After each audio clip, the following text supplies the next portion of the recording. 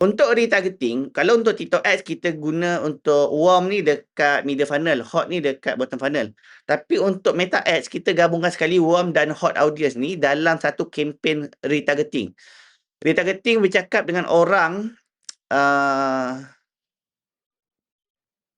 bercakap dengan orang yang dah pernah tengok kita. Okey, yang dah pernah engage lah dengan iklan kita. So kita nak guna apa? So dia berbeza. Kalau dekat TikTok Ads kita guna untuk orang yang dah tengok 6 second video ke atas. Tapi untuk Meta Ads dia ada cara dia sendiri untuk kita set engage audience kita ni apa benda. Alright, mereka yang dah kenal brand, mereka yang dah pernah engage tapi belum cukup yakin. Okey, tugas kita jawab keraguan, bina trust, jelaskan nilai.